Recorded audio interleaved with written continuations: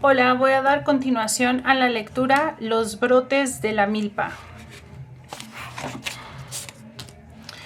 La distribución de la tierra y del trabajo. 3 breves relatos dan cuenta de creencias actuales de los pueblos mayenses de Chiapas, los 3 tzotziles, ya producto también de una tradición cristiana.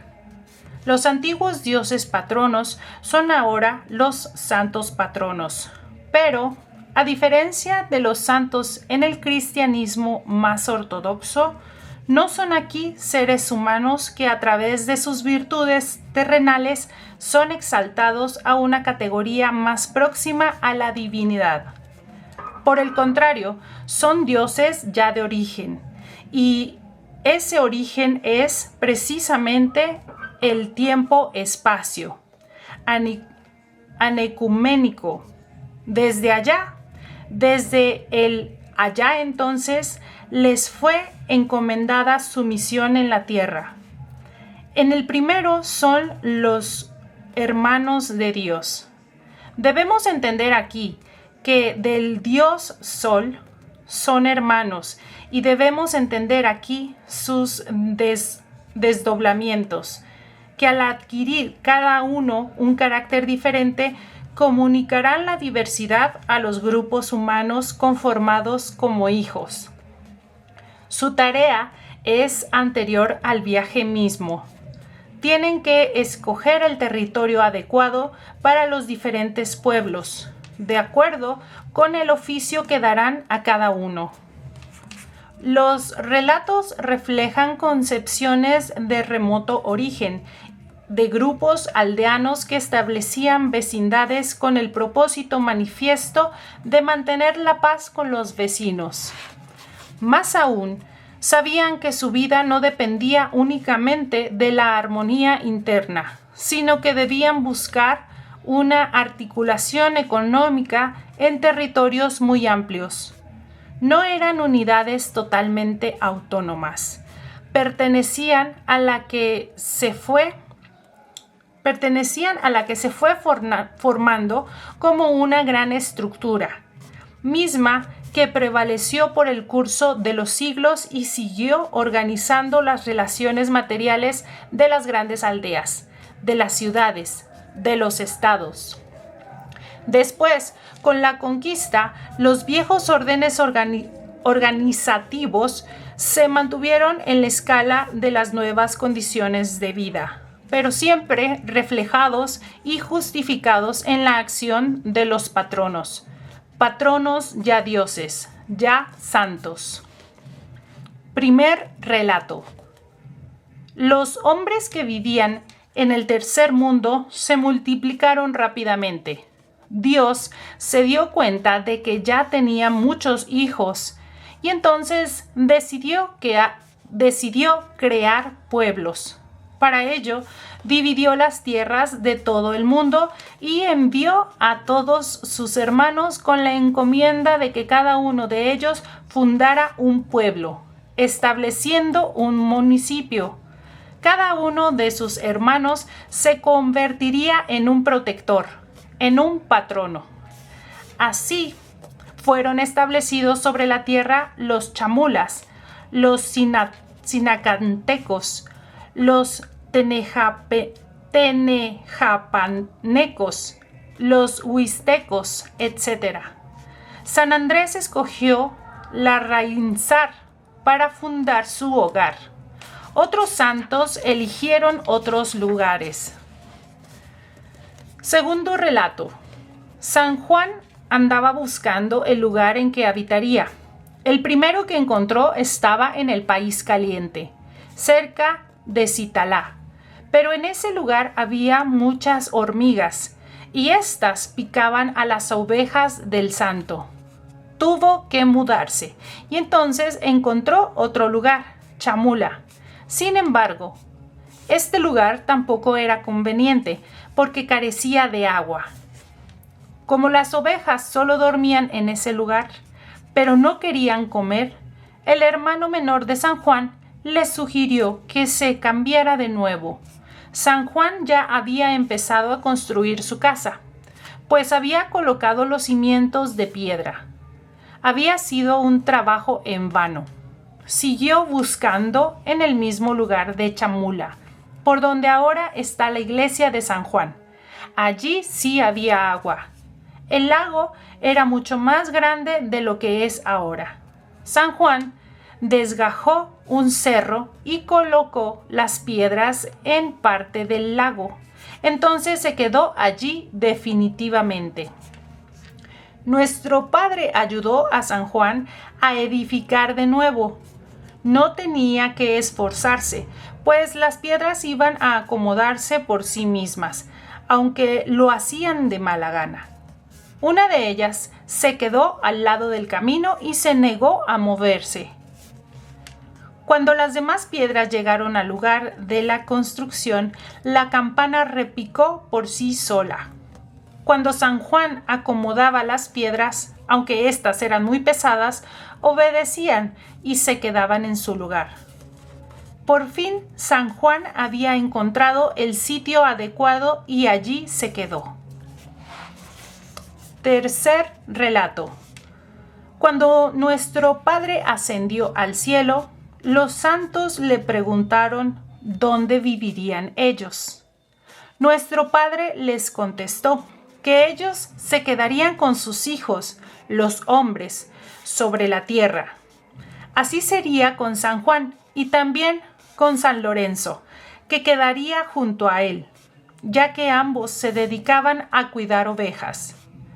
Esta es la razón de que tanto el pueblo de Chamula como el de Sinacantán estén juntos, compartiendo límites, ambos en el país caliente. En la antigüedad, San Juan y San Lorenzo se auxiliaban recíprocamente en el trabajo. Esta es la razón por la que sus hijos, los chamulas y los sinacantecos, se llevan bien. San Lorenzo se dedicaba solamente a sembrar la milpa. Por eso, los sinacantecos no van tan frecuentemente como los chamulas a trabajar a los cafetales. Los santos lo planearon así, para que todos los hombres pudieran ganarse la vida. San Juan convenció a San Sebastián de que cuidara sus ovejas, de modo que también este santo se quedó en el país caliente. Los reyes heroicos. Es posible que el régimen colonial haya transformado la mitología indígena hasta el punto de crear un nuevo tipo de mitos, los mesiánicos.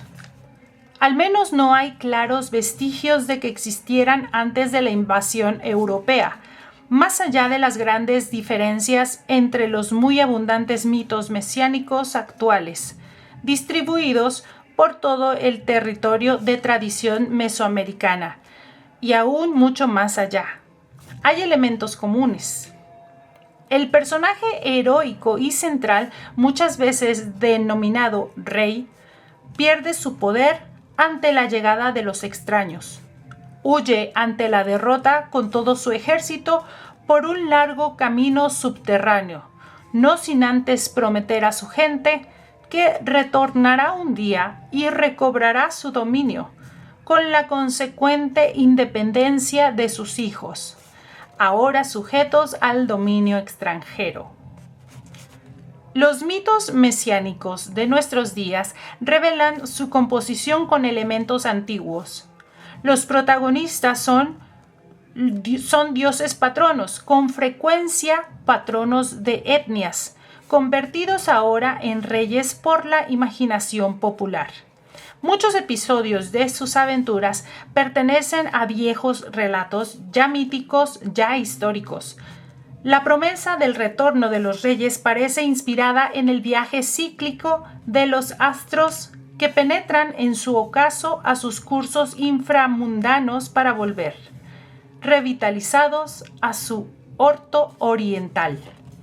Pero todo el conjunto, la historia total, parece responder a anhelos libertarios que levantan a los hombres contra el dominio de los blancos y de los mestizos.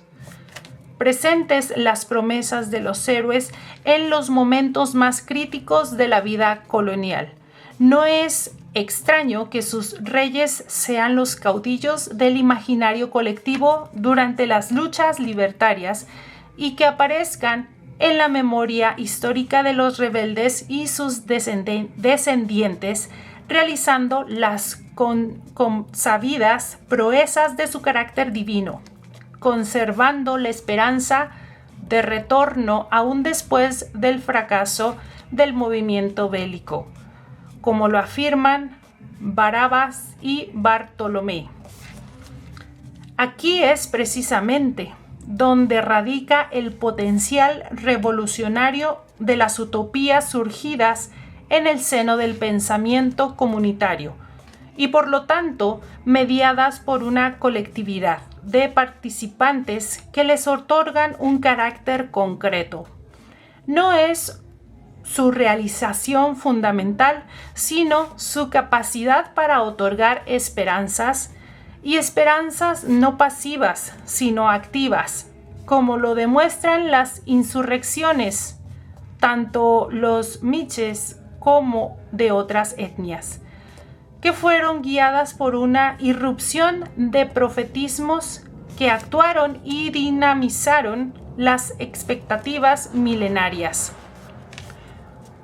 Uno de los héroes que se inserta en esta memoria popular es Juan López, el milagroso jefe militar chiapaneco, poseedor del pesado sombrero de hierro en el que rebotaban las balas enemigas.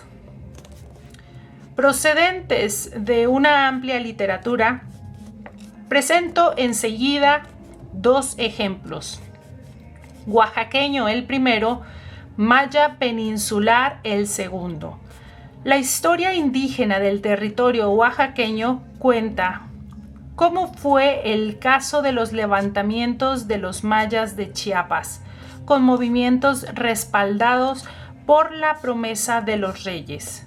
En Oaxaca se repite el patrón de las aventuras en diversos personajes, correspondientes a las diversas etnias, nombrados con las diversas lenguas. El convoy de los mixtecos comparte las hazañas y los milagros con el Fane Catzini de los chatinos, y ambos siguen revitalizados bajo las condiciones coloniales que soportan los indígenas hasta nuestros días. En la península yucateca, el proceso paralelo se carga, además de un destino trágico. Se espera un futuro libertario o, si los mayas ya no demuestran la cohesión tradicional para merecerlo, la desaparición del rostro solar y, con él, la llegada del fin del mundo. El mito, incrustado en la historia para explicar el presente, se transforma en guía para alentar la esperanza de la esperada lucha futura.